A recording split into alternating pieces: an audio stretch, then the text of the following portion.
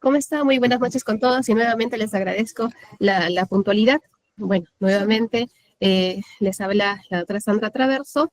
Soy parte del equipo de la Oficina de Gestión de la Calidad de nuestro Hospital de Emergencias José Casimiro Ulloa, que está a cargo de la doctora Mayra Mendoza.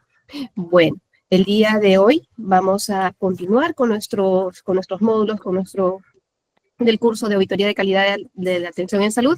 Hoy día vamos a abordar un tema fundamental para el enfoque clínico de la auditoría, ¿no? Como es la elaboración de guías de práctica clínica. Como insumo, que es un insumo clave para la evaluación y mejora de la atención en salud. Hoy día vamos a contar con la valiosa participación, y de verdad que me da mucha alegría y me contenta mucho, con el doctor Fradis Gil Olivares. Él es médico epidemiólogo, tiene MBA en salud y es auditor. Actualmente integrante de la Oficina de Gestión de la Calidad del Instituto Nacional de Rehabilitación. El doctor Gil cuenta con una sólida trayectoria de más de 7 años como gestor de calidad y en auditoría basada en evidencia. Él es miembro activo del Consejo Directivo de la Asociación de Calidad del Perú, la prestigiosa ASOCAL. Es investigador RENACID y ha participado como ponente y organizador en numerosos eventos científicos, tanto a nivel nacional como internacional. De veras que le agradezco mucho, doctor Gil, por su generosa disposición a compartir su experiencia y conocimientos con nosotros. De hecho, sin duda, esta sesión va a ser de gran valor para fortalecer nuestro rol y contribuir a una atención de calidad de atención en salud, ¿no? Oportuna, segura y basada en evidencias. Gracias nuevamente, doctor. Le doy la bienvenida y, bueno, lo voy a dejar con los participantes, que son todos profesionales de salud de nuestro hospital. Genial. Muchísimas gracias. ¿Sí se me escucha bien? ¿Se me escucha? Yo lo escucho, la verdad, un poquito bajo, doctor. A ver. No sé, a ver si el resto me ayuda, por favor, poniendo en el chat si lo escuchan bien. Quizás solo soy yo. Hola. Voy a quitar la cámara. De repente, a veces la cámara como que te disminuye un poco la señal para poder comenzar a compartir mi pantalla. Ya. A ver. Sí, ¿se está compartiendo mi pantalla? Sí, doctor, perfecto. Cualquier duda o consulta, de repente alguna interrupción que haya, no tendría ningún problema. Muy buenas noches. Muchas gracias, Sandra, por la presentación. Encantado de poder acompañarles y poder, yo diría, más que enseñarles, poder discutir y tener una conversación acerca de estos temas, ¿no? Porque en realidad son temas que, hay temas normados y hay temas que no están normados y que nosotros nos ayudan a, de cierta manera, buscar algunos aspectos para mejorar, ¿no? Porque, bueno, lo que está normado y dice tal cual, al pie de la letra, como siempre decimos, hay que cumplirlo. Hay cosas que no nos gustan, pero si está normado hay que cumplirlo.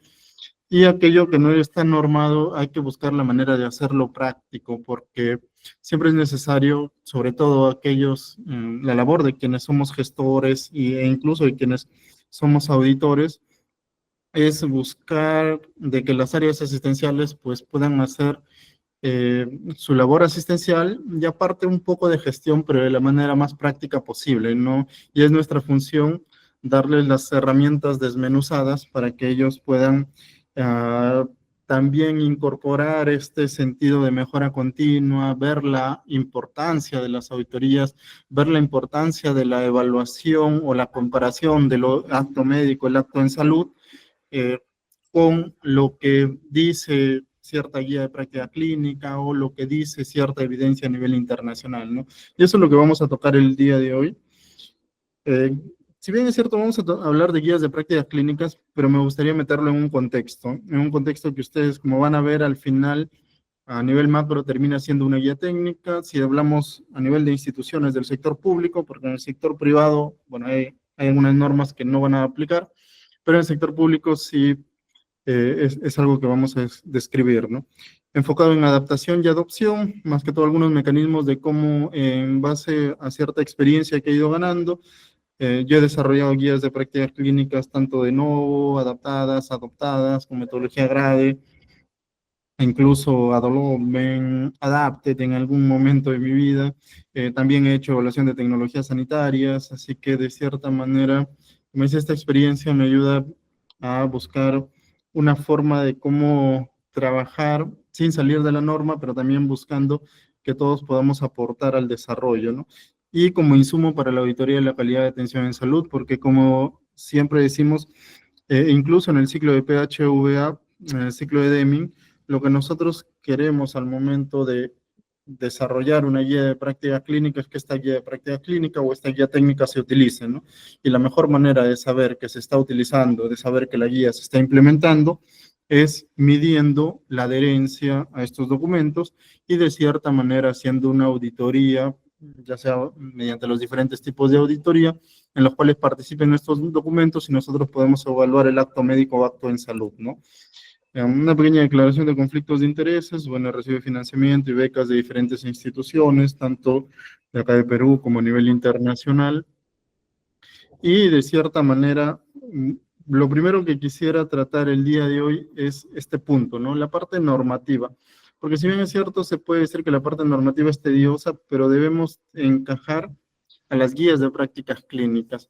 Nosotros tenemos un documento que nos habla de la elaboración de documentos normativos, y dentro de este documento de elaboración de documentos normativos nos menciona que existen guías técnicas y nos da un formato, un anexo de cómo deben desarrollarse y qué partes deben tener como mínimo las guías técnicas. Sin embargo, también dentro de este documento normativo, porque recuerden que al final, tanto normas técnicas, directivas, guías técnicas, documentos técnicos, todos terminan siendo documentos normativos, ¿no? Y cuando nosotros vamos al descriptivo de guías técnicas, nos dice la resolución ministerial 826-2021, que todas las instituciones, sobre todo que estamos alineadas al Ministerio de Salud. Yo actualmente trabajo en el Instituto Nacional de Rehabilitación, pero he tenido oportunidad de trabajar en otros institutos, tanto incluso en el sector público, sector privado, de salud, MINSA, gobierno regional, y a donde debemos abogarnos quienes estamos o formamos parte, en este caso, en las instituciones del MINSA, pues es esta resolución, ¿no? La 826-2021, que es de elaboración de documentos normativos, y cuando habla de guías técnicas, menciona justo tres tipos de guías técnicas, ¿no? Una alineada a procedimientos, como de cierta manera en base a mi experiencia lo he enfocado. La otra menciona guías de prácticas clínicas. Ustedes, si ustedes se dan cuenta, está escrito explícitamente que las guías de prácticas clínicas vienen a ser guías técnicas, y también los protocolos de atención, ¿no? Al final los protocolos de atención también vienen a ser guías técnicas. Entonces, por ejemplo, nosotros en el Instituto Nacional de Rehabilitación, el año pasado, hemos comenzado a hacer un proyecto de mejora enfocado en una evaluación del diseño de guías técnicas en general, en donde nosotros hemos dicho, bueno, existen tres tipos de guías técnicas: guías de procedimientos, protocolos de atención y guías de prácticas clínicas. Y no solamente lo hemos dicho porque, o sea, se nos ha venido a la mente, ¿no? Cuando revisábamos los documentos del ministerio, también veíamos lo mismo. En el 2022 salió esta guía técnica, procedimiento para la determinación de tal, tal, tal. Si se dan cuenta, es un procedimiento, pero lo encajan dentro de una guía técnica. Igual, protocolo de atención para tal atención, lo encajan dentro de una guía técnica, e incluso guías de prácticas clínicas que ha sacado el ministerio, aprobadas con resolución ministerial. Ustedes pueden entrar a la página de transparencia del ministerio y verlas, y van a encontrar que estas también son denominadas guías técnicas, ¿no? Hace 2 semanas recién salió esta guía de práctica clínica para el diagnóstico y tratamiento de enfermedades de membrana hialina. Ustedes pueden revisarla.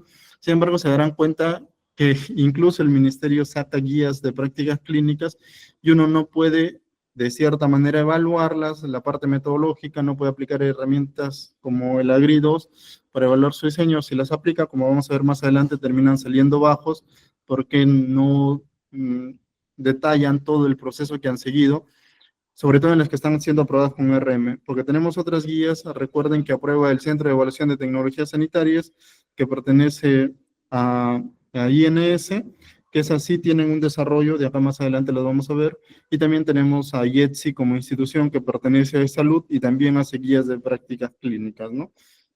Entonces, primero, la parte era para encajar que una guía de práctica clínica en el contexto del marco normativo al cual nosotros pertenecemos, tanto el Hospital Casimiro Ulloa como la entidad donde yo laboro, está dentro de una guía técnica y es un documento normativo, ¿no? Entonces ya más o menos tenemos ese contexto. Bueno, si tienen alguna duda ahí la van anotando y al final podemos absolverla, pero ahí es donde nos encajamos. Sobre guías de prácticas clínicas, no les voy a hablar mucho de la norma, tal vez algunos temas vamos a tener que pasarlos porque todo lo que está normado pues ya está descrito, las metodologías están hechas, no solamente hay las metodologías que dice la norma, hay diversas metodologías cuando uno se pone a evaluar o ver guías de prácticas clínicas de otras entidades, nos damos cuenta de que han sido elaboradas con diferentes metodologías, cada uno tiene su diferente proceso de catalogar tanto a la fuerza de recomendación como el grado de evidencia, y es un poco difícil trasladarlo al desarrollo actual. Pero esta evolución, o sea, no es que siempre se haya dado así, ¿no?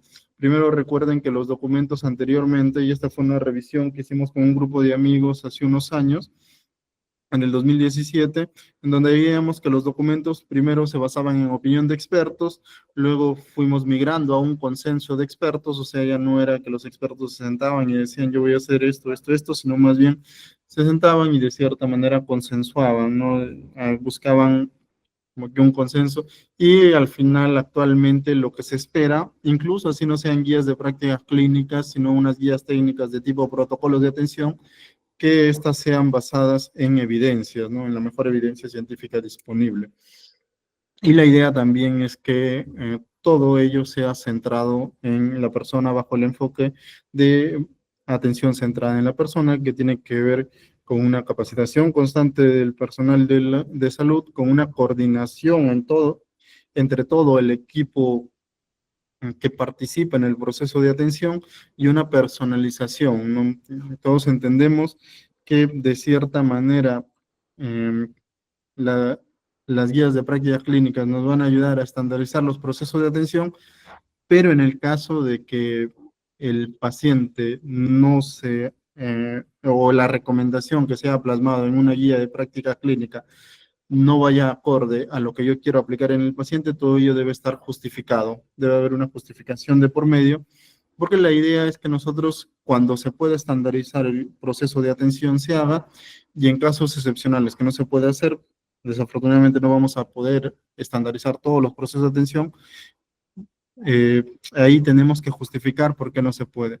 Y sí se ha demostrado que estandarizar algunos procesos de atención, como por ejemplo manejos de un resfrío común, o manejo de una faringoamigdalitis, o manejo de repente de algunas enfermedades que no son tan complejas, nos pueden acarrear un ahorro tanto para el sistema de salud como también para una mejor atención con los pacientes, como que haya e incluso una mejores relaciones entre los profesionales que participan en el proceso de atención, ¿no? Porque siempre es necesario recordar que nosotros tenemos dos tipos de expertos también. Y cuando nosotros que somos auditores también no solamente nos basamos, sobre todo en auditorías de casos, en evaluar lo que está escrito en la historia clínica, sino en algunos casos pues tenemos que hacer el análisis de causa raíz o incluso aplicar algunas metodologías que incluyan entrevistas, y en algunos casos incluso hasta podría participar el paciente o el familiar, ¿no? Porque se entiende que ambos conocen de la enfermedad de la cual estamos tratando. ¿Y por qué también menciono esto?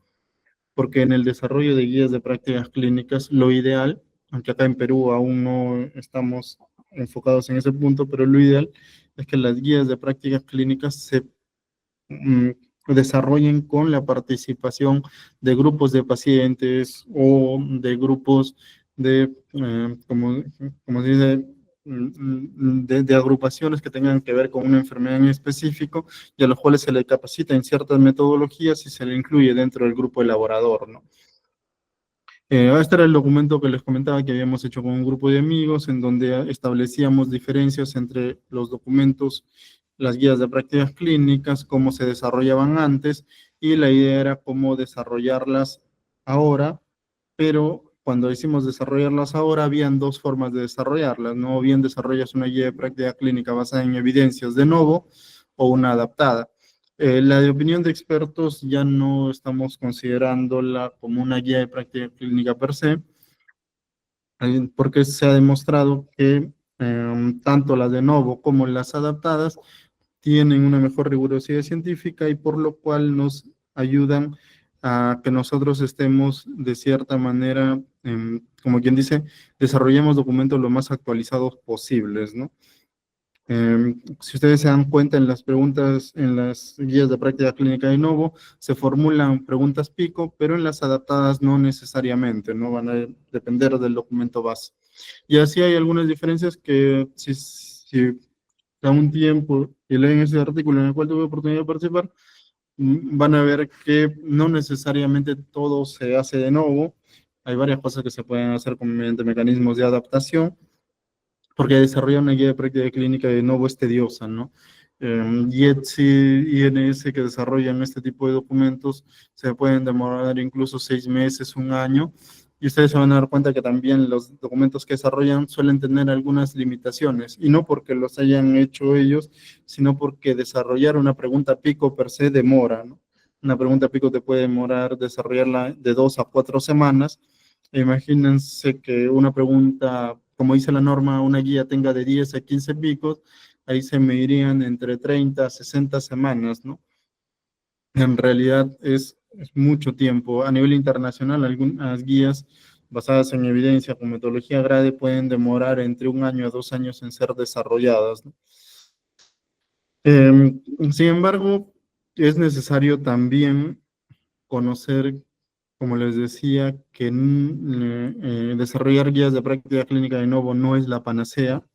Este es un artículo muy bonito que salió más o menos también por esa época, en donde ellos mencionaban, ¿no? Adoptar, adaptar o contextualizar. La gran pregunta en el desarrollo de guías de prácticas clínicas, y nos mostraba cuáles eran las limitaciones y cuáles eran las fortalezas de cada uno de estos mecanismos, porque no siempre, e incluso hasta donde tengo entendido, no hay ninguna institución del sector público que haga guías de prácticas clínicas de nuevo mediante metodología GRADE que atienda a pacientes, ¿no? IETSI lo hace, pero ellos no atienden necesariamente pacientes, y INS lo hace también, bueno, IETSI lo hace con los médicos que trabajan en los diferentes hospitales, pero de ahí, o sea, como tal, recuerdo que en materno perinatal, me parece que fue, con el Instituto de la Maternidad en el año 2018-2019, en convenio con INS, desarrollaron algunas guías de prácticas clínicas con metodología GRADE y las tienen publicadas, pero se dan cuenta, prácticamente ya pasó, ya pasaron, ya están desactualizadas, porque según la normativa, 5 años después ya deberíamos volver a actualizarlas, ¿no? Esta es la norma que les estaba mencionando. Existen dos normas que salieron, una que era la norma técnica para la elaboración y uso de guías de prácticas clínicas, y el otro el documento técnico, que ya era la metodología, ¿no? Este es más detallado, que ahora la mayoría prefiere utilizar este documento, ¿no?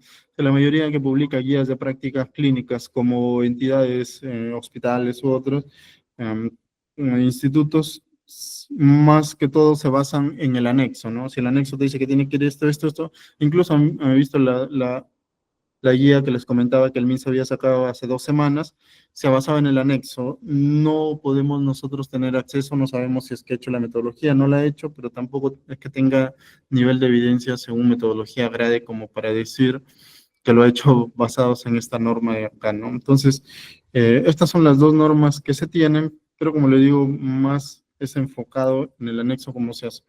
Esta norma tiene una finalidad, un objetivo, un ámbito de aplicación. Van a ver algunas cosas relacionadas a aspectos metodológicos que las voy a pasar rápido, pues si tienen alguna duda, al final tal vez podemos regresar, porque esta norma también nos da definiciones dentro de lo que es una guía de práctica clínica, cuándo llamarla adaptada, cuándo llamarla de novo, qué es el AGRI2, qué es la herramienta o una de las herramientas, porque hay otras también.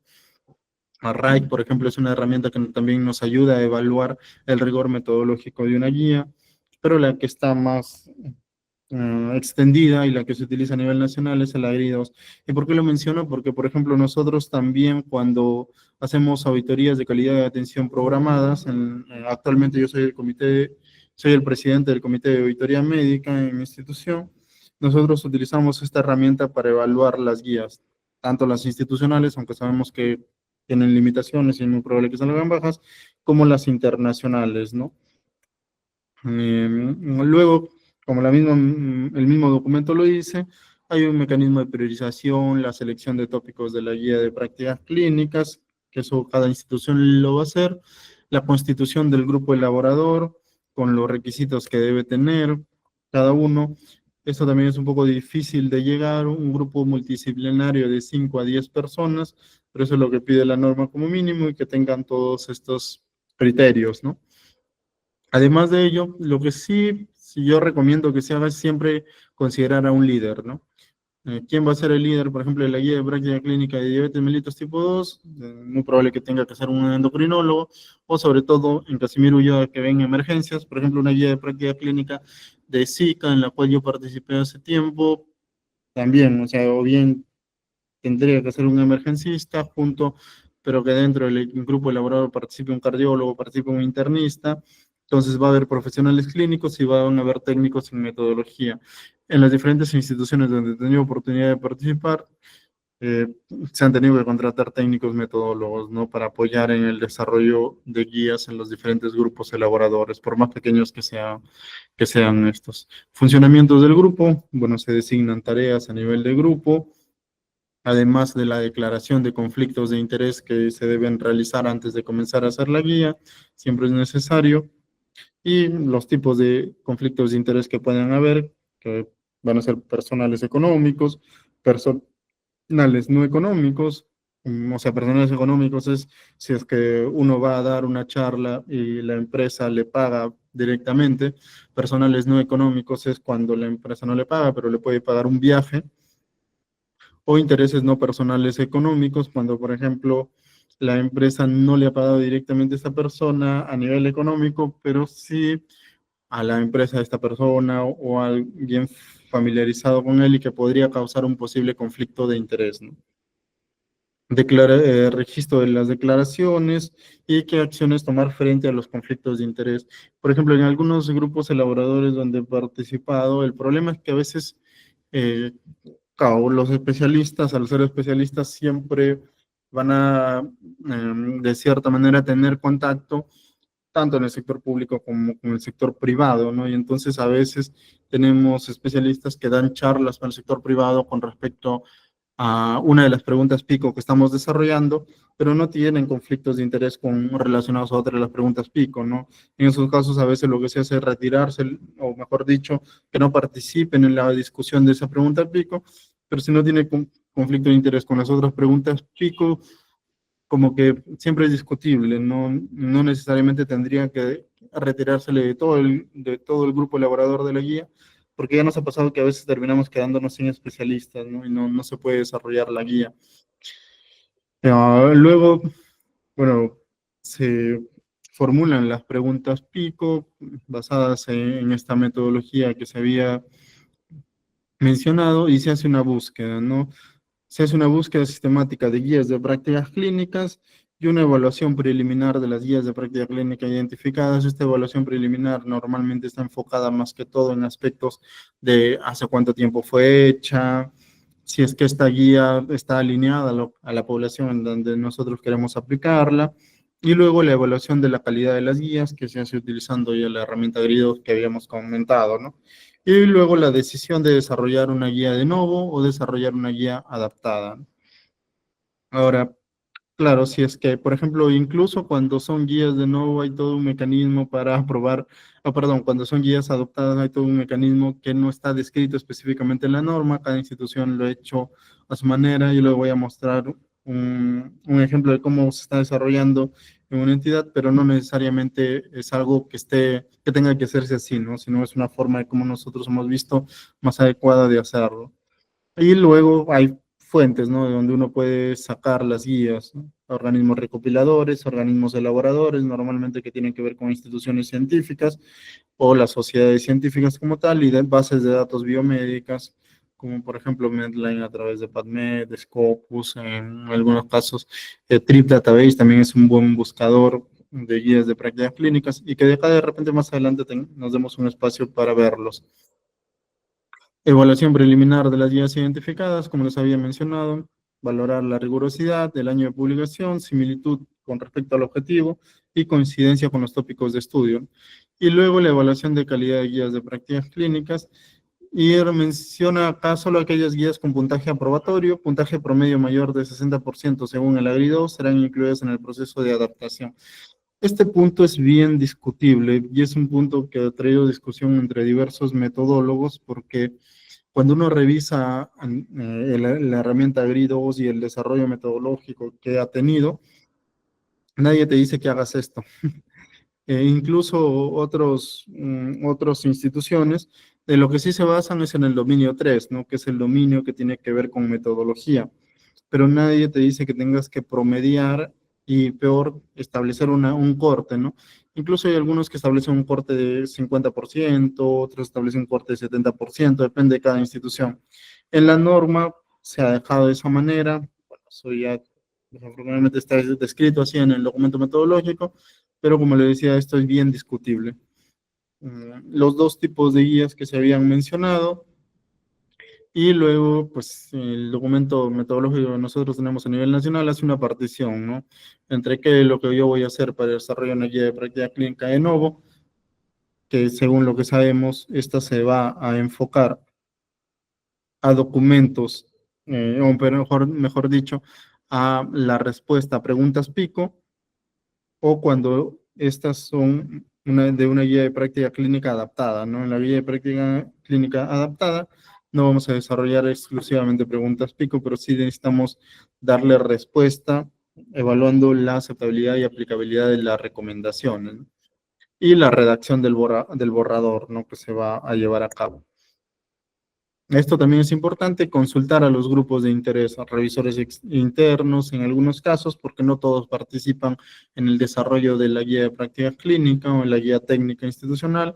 Pero siempre es bueno, una vez desarrollado, ya pasarlo a diferentes, sobre todo dependiendo del ámbito de aplicación, ¿no? En algunas guías su ámbito de aplicación es a nivel de toda la institución, entonces todos tienen que revisarlos, todos tienen que conocerlos y todos tienen que saber de ello. Y luego una revisión externa por pares, ¿no? Eso también es necesario.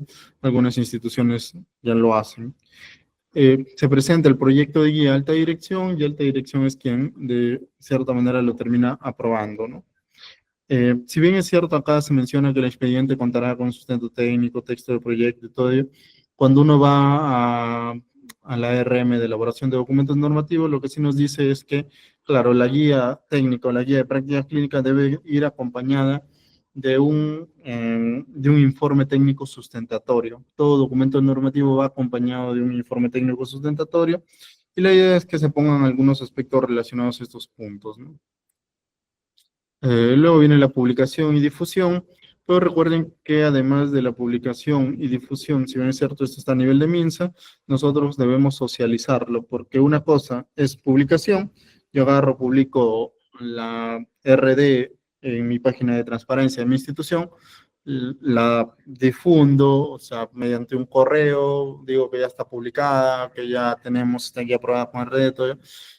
Y también es necesaria la socialización, ¿no? ¿Qué quiere decir? De que yo programo un evento en donde, sobre todo, es el líder o alguien del grupo elaborador, como que expone la guía, ¿no? Entonces son mecanismos necesarios. Las consideraciones especiales, recuerden que son la temporalidad, según lo que menciona la norma, entre 3 a 5 años, y la metodología de actualización dependerá de la evidencia disponible, ¿no? De este artículo es interesante y por eso también lo traía acá, porque, por ejemplo, la Organización Mundial de la Salud hizo un análisis de sus guías de prácticas clínicas antes del 2011 y después del 2011, si más no recuerdo como fecha de corte. La idea es que ellos hicieron le aplicaron el AGRI2 a sus guías desarrolladas antes de incluir la metodología GRADE y luego de incluir metodología GRADE, y el AGRI, a pesar de que son herramientas, tanto GRADE, que tiene que ver con el desarrollo, como AGRI, que tiene que ver con la evaluación y que no han sido desarrolladas por el mismo grupo, cuando uno hacía guías mediante GRADE, los criterios de AGRI subían, ¿no? O sea, había más rigurosidad al momento de elaboración de guías. Por eso que también GRADE es o GRADE es una de las metodologías más aceptables a nivel mundial para el desarrollo de guías de prácticas clínicas. Algunos puntos que tenemos en Perú, desafortunadamente nosotros tenemos guías de prácticas clínicas que no han sido hechas con mucha rigurosidad. Estas guías de prácticas clínicas, por ejemplo, que están aprobadas con resolución ministerial hasta el momento. Estos autores hicieron una revisión de estas guías, cada uno de los dominios, y incluso en algunos dominios salían cero, ¿no? Independencia editorial, tanto la de diabetes mellitus como la de hipertensión, ¿no? También Carlos Canelo Aybar, que ahorita pertenece al grupo de la colaboración Cochrane en España, hizo una evaluación de guías de prácticas clínicas del Ministerio de Salud y se encontró pues que en el rigor metodológico, por ejemplo, la mediana era 5, ¿no? Que se entiende que el rigor metodológico debería como mínimo pues ser el porcentaje que debería estar aprobado, ¿no? Como para decir, esta guía me va a ser de utilidad. Desafortunadamente las guías de prácticas clínicas que publicaba el Ministerio tienen muchas limitaciones, ¿no? Pero siempre que hablamos del enfoque GRADE, como el enfoque GRADE es un enfoque que no es muy conocido, y acá también les voy a compartir, porque este es el libro que está en español, si alguien quiere desarrollar o quiere leer un poco más acerca del tema. La idea que nos dice Grade que nosotros formulamos la pregunta pico, luego evaluamos los desenlaces, categorizamos los desenlaces, hay algunos desenlaces que van a ser críticos, otros desenlaces que van a ser importantes, y hay algunos desenlaces que se consideran no importantes, ¿no? Los desenlaces que se consideran no importantes no entran, pero acá se tiene que hacer una búsqueda sistemática de evidencia en donde encontremos artículos científicos que nos ayuden a responder a las preguntas pico, pero que contengan también estos desenlaces, o sea, en los cuales se haya evaluado estos desenlaces, ¿no? Y diferentes tipos de estudio, no solamente tendrían que ser ensayos clínicos. Luego, esta primera parte se traslada a un resumen de hallazgos, ¿no? Que es lo que nosotros conocemos como la tabla SOF, ¿no? El Summary of Findings. Y esto de acá nos lleva a lo que se conoce como el marco LETD, ¿no? Del Evidence to Decision, o sea, de la evidencia, porque todo esto es la evidencia, la decisión. Entonces, lo bueno que tiene GRADE, y eso de cierta manera nos ayuda porque, como Gordon Guyatt decía, Gordon Guyatt es quien desarrolló el enfoque GRADE, es un médico de Canadá, de la Universidad de McMaster, y lo que él dice es que en realidad GRADE nos lleva a desarrollar guías de prácticas clínicas basadas en un consenso, o mejor dicho, que basadas en evidencias, pero que al final terminan en un consenso. O sea, es un consenso basado en evidencias. No es que las guías de prácticas clínicas solamente no cogen artículos científicos y de acá salen las recomendaciones o se da respuesta o se desarrollan, ¿no? La metodología GRADE lo que nos dice es que nosotros encontramos artículos científicos y luego los llevamos a una mesa de discusión en donde participan un grupo de especialistas con los metodólogos y sale la recomendación. La recomendación no lo construyen los artículos, la recomendación lo construye el panel en base a los artículos que ha revisado. E incluso durante las reuniones de panel hay evidencia que no necesariamente se encuentra en las búsquedas sistemáticas, sino puedes formar parte de literatura gris, o hay de repente una sistematización propia de quienes participan en el panel, pero que no necesariamente está publicada, pero que se puede revisar y que se puede de repente incluir en la discusión, ¿no? Entonces, eso es importante mencionar y es de cierta manera relevante de por qué nosotros como auditores terminamos utilizando guías de prácticas clínicas que no necesariamente, o mejor dicho, debemos utilizar para comparar con el acto médico, con el acto de salud, guías de prácticas clínicas que tengan esta rigurosidad, porque no solamente se basan en artículos, sino también se basan en un consenso de expertos que pueden ser de la institución, si son guías institucionales, o que pueden ser expertos a nivel internacional, si la guía pertenece a alguna sociedad científica o alguna entidad externa, ¿no? Esta es la experiencia que les comentaba, de repente ahí se ve un poco bajo, pero los voy a llevar por acá. Entonces, por ejemplo, para desarrollar guías de prácticas clínicas en esta entidad, nosotros dijimos, vamos a hacerlo de esta manera, ¿no? En cierto momento.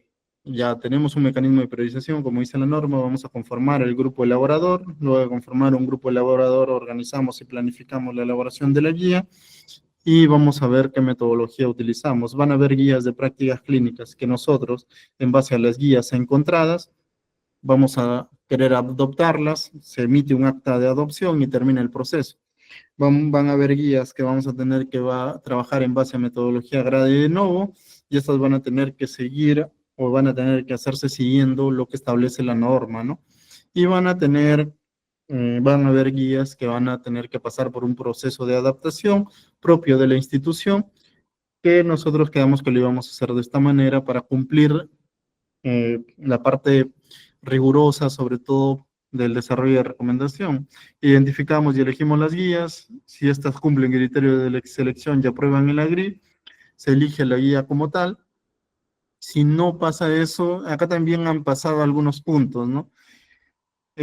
Consideramos que si el grupo elaborador considera que la evidencia de la guía de práctica clínica es relevante, entonces pueden las recomendaciones o evidencias ser actualizadas y mejoradas. Si no pueden, se elimina ese documento, se elimina esa guía, pero si es que sí se pueden, se eligen las recomendaciones y evidencias, sobre todo como un marco de cierta manera que luego va a ser reforzado con alguna otra evidencia más actualizada o con la revisión de la evidencia primaria.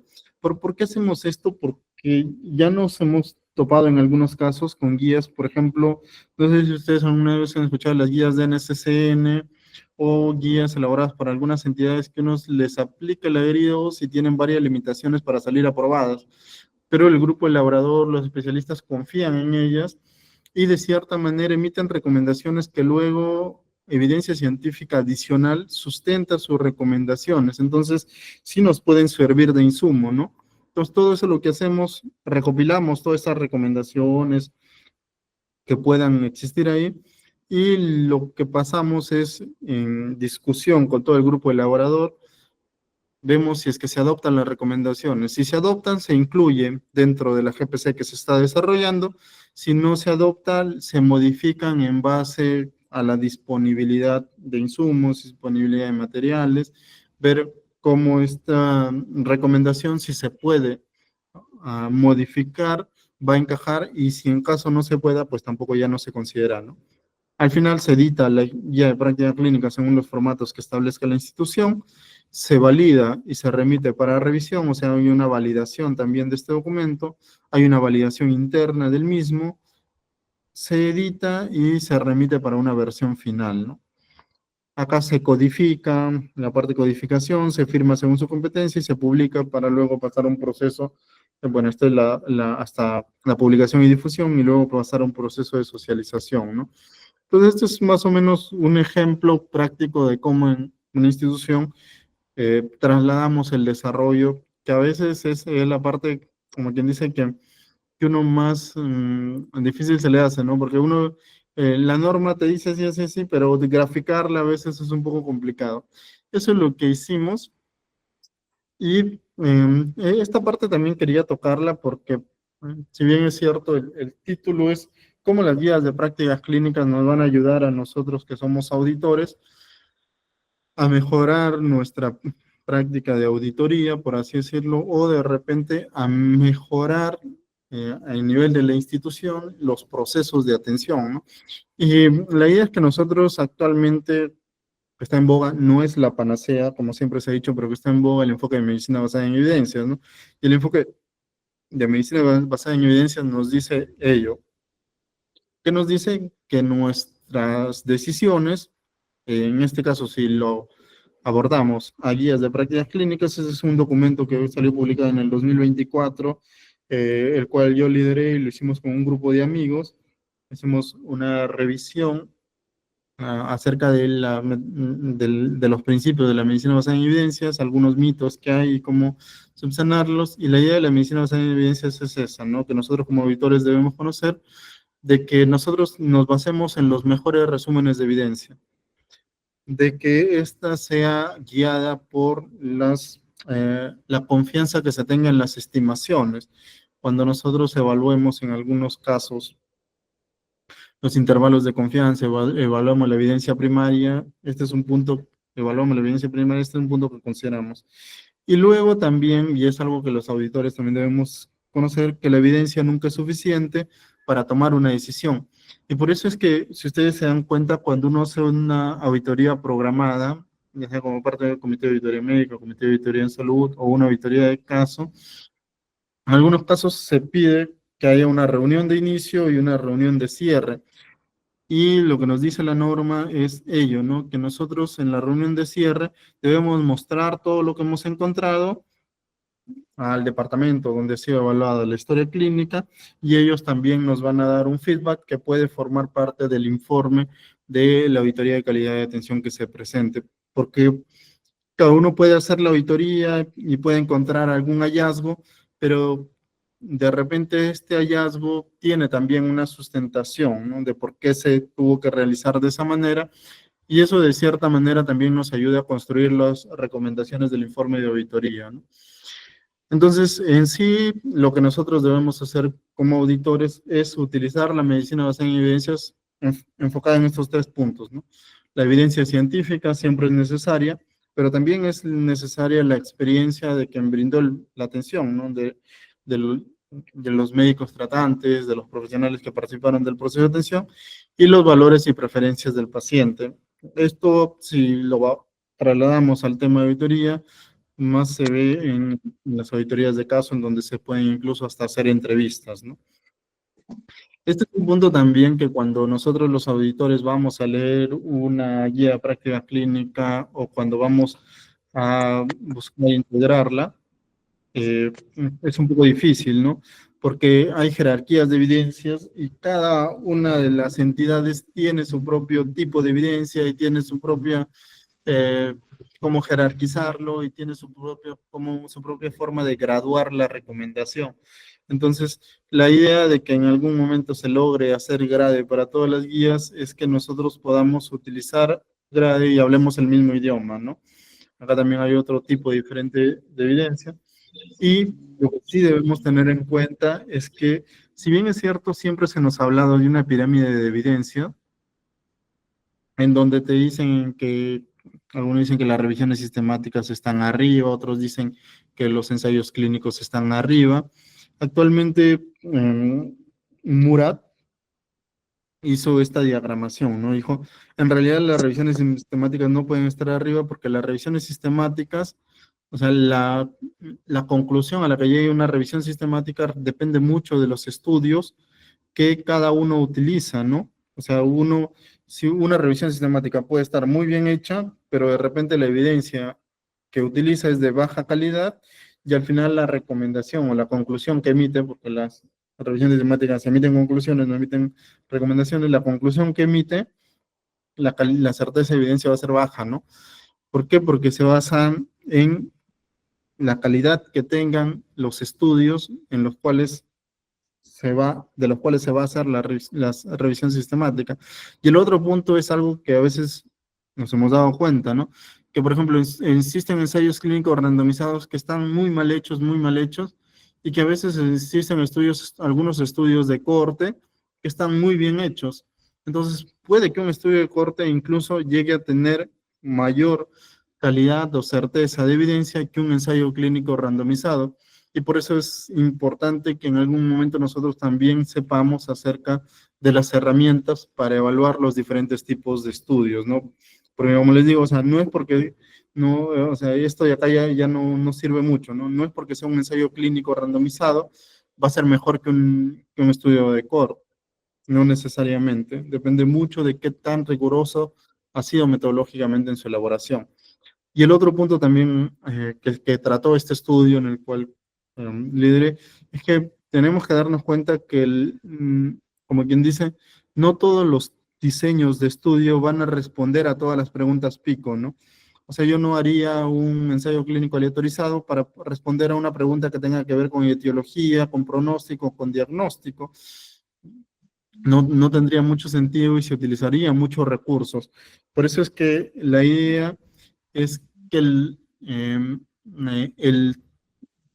o mejor dicho, el tipo de pregunta que yo quiero responder no necesariamente va a ser respondida con un tipo de estudio, porque a veces lo que los auditores, o en algunos casos he visto auditores que piden, es que, por ejemplo, este diagnóstico, o mejor dicho, esta respuesta de qué tal procedimiento me permite llegar a un diagnóstico debe estar establecido en un ensayo clínico.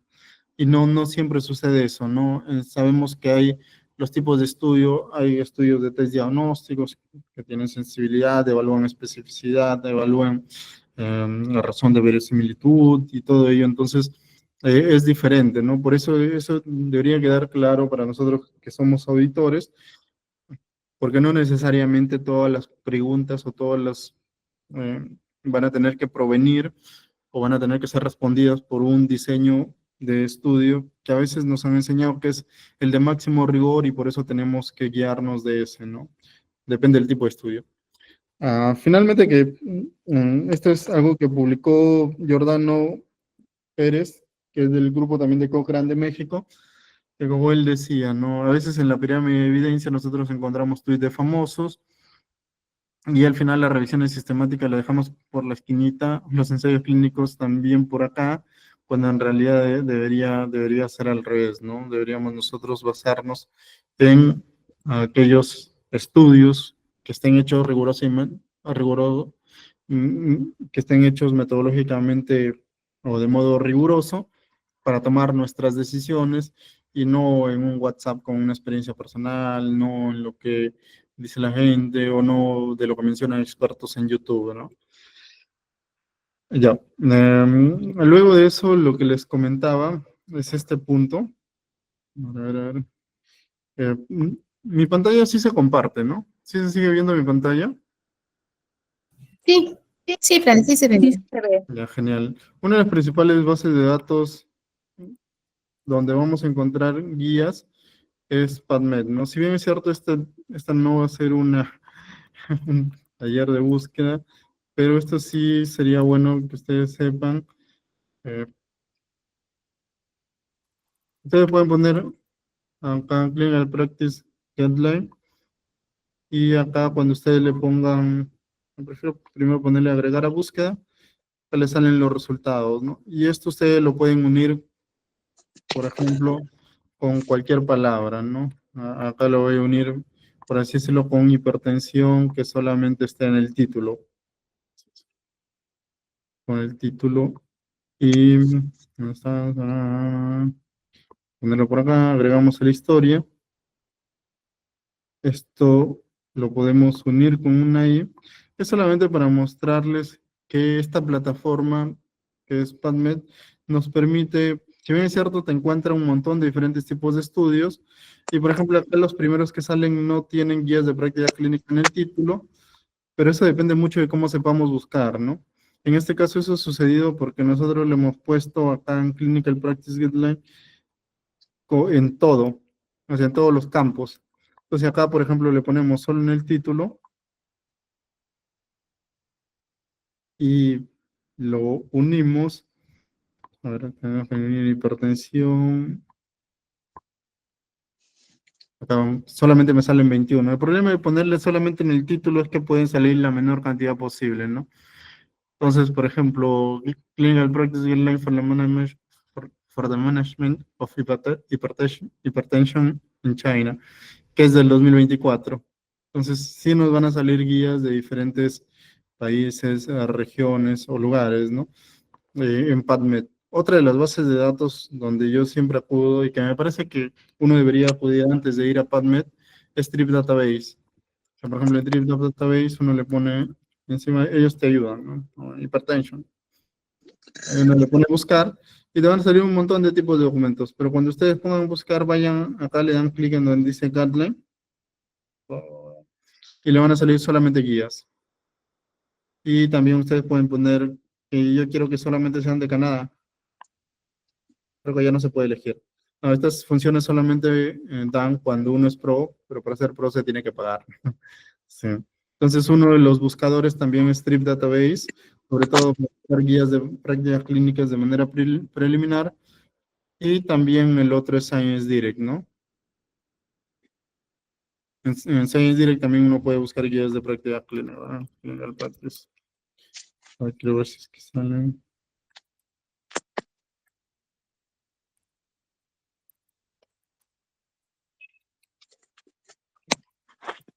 No.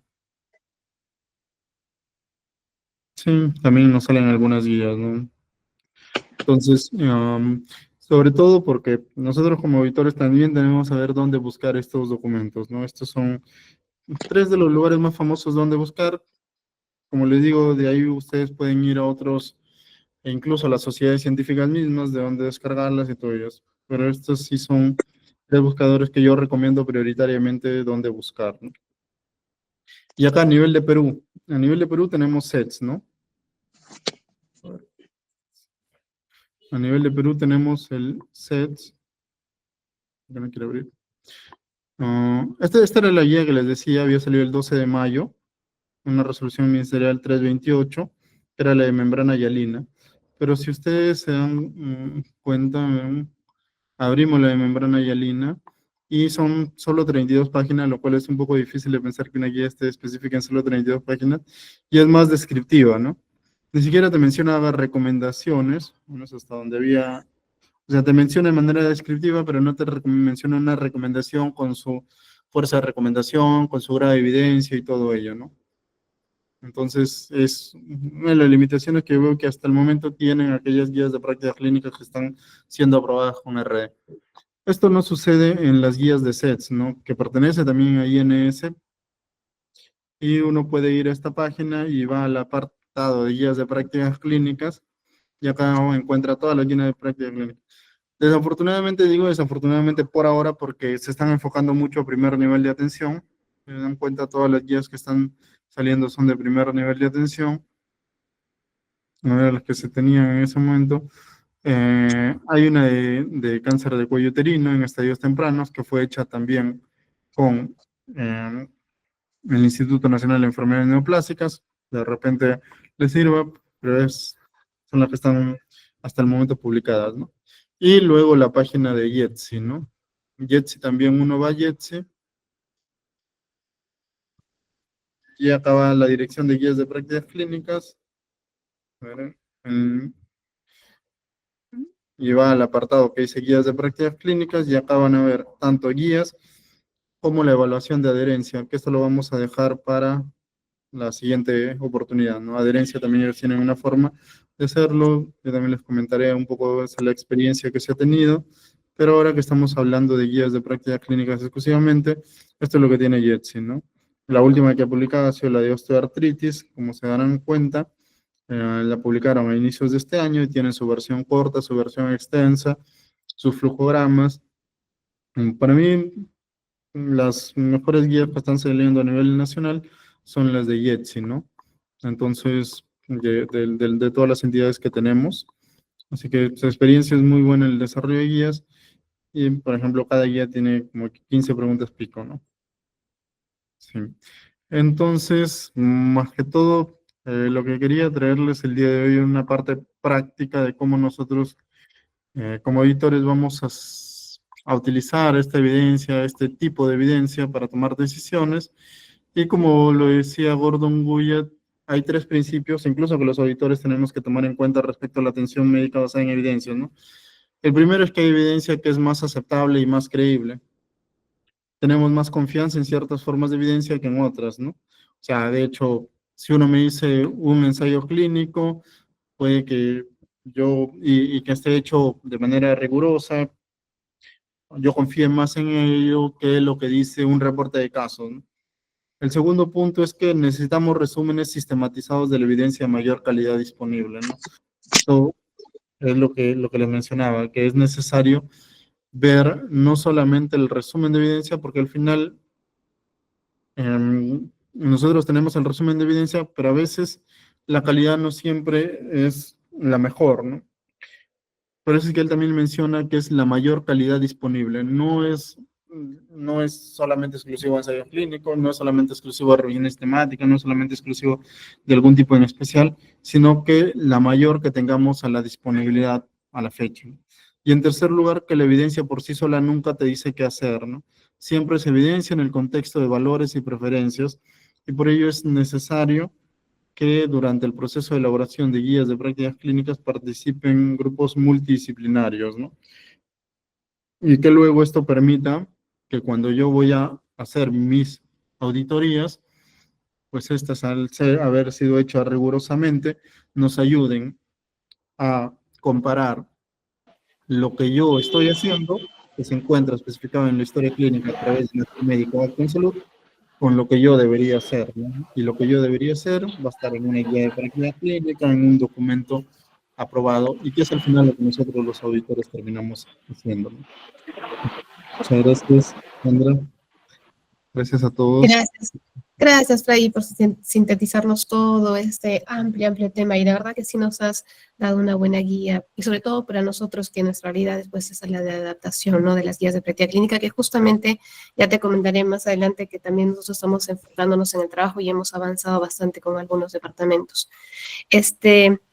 No sé si te da tiempito todavía para un par de preguntas, si alguien la quiere hacer. Tenemos en realidad 2 preguntas en los mensajes, pero Cecilia, las vamos a responder en la siguiente clase, que tus 2 preguntas son más enfocadas justamente a la adherencia, ¿no? A la adherencia de guías de práctica clínica. Vamos a tener una clase exclusiva para tocar este tema, que es la siguiente justamente con el doctor Gil. Más bien, si hay alguna otra pregunta. Los artículos te los puedo pasar a ti, Sandra, y ya tú los compartes con tu grupo. Sí, justo también nos habían solicitado eso, que ya te lo estaba pidiendo en internet. Perfecto, sí, me los pasas y yo los voy a compartir, o los vamos a colgar en el Classroom, que justamente tenemos ahí una plataforma del Classroom. Yo tengo una pregunta. Sí, Una dale. pregunta. Muchas gracias, doctor Pradis, por su tiempo. Una consulta. Cuando nosotros adoptamos una guía de práctica clínica, por ejemplo, qué sé yo, de un hospital de otro país, ¿no? Eh, se, yo supongo que debemos avisarles a ellos que queremos usar su guía y hacerla nuestra, debemos de tener algún tipo de permiso, o cómo es en esos casos. Ya. Le voy a compartir un poco de mi experiencia, ¿no? Cuando yo estaba trabajando en una institución del sector público, yo le envié un correo a Jetsi, por ejemplo, diciéndole que queríamos adoptar su guía de Jetsi. Amablemente, muy amablemente, Jetsi nos respondió, ¿no? A nosotros nos dijo, sí, pueden adoptarla, nosotros no tenemos ningún problema, porque al final la publicación de las guías, o sea, como que ahí son de libre acceso, ¿no? Lo que sí nos dijeron es que si se iba a realizar algún proceso de modificación o algo al respecto, les hagamos saber y que les informemos que estamos adoptando su guía, ¿no? Eso fue en el caso de Jetsi, porque no hay un mecanismo claro a nivel normativo de cómo hacerse, ¿no? De todas maneras, cuando nosotros hemos adoptado guías internacionales elaborados por entidades, como quien dice, por sociedades científicas, en mi caso no he pedido permiso porque se entiende que dentro del documento todo está referenciado, ¿no? Normalmente cuando se publica una guía de prácticas clínicas es como un artículo científico, ¿no? Tú publicas un artículo científico y tú tienes que referenciar todo lo que estás utilizando. Ahora, como les comentaba, el mecanismo de adopción completa de un documento sí tiene algunos detalles que no están normados. Hasta el momento hemos tenido como que una pequeña experiencia de adopción completa de un documento que está hecho a nivel internacional, y a veces a veces lo que sucede sobre todo es relacionado a la traducción oficial, ¿no? Porque hay documentos que están hechos en otros idiomas y claro, los traducimos nosotros, pero como que no es una traducción oficial de ellos, ¿no? A nivel nacional sí tuve una respuesta de eso. A nivel internacional no he tenido experiencia de solicitar permisos, pero por lo que tengo entendido, aquellos documentos que están publicados como tal, porque son de libre acceso, y la idea es que uno los referencie dentro de sus mecanismos de adopción, o sea, de decir de qué guía le estoy adoptando y dónde está el documento inicial. se han estado trabajando así, ¿no?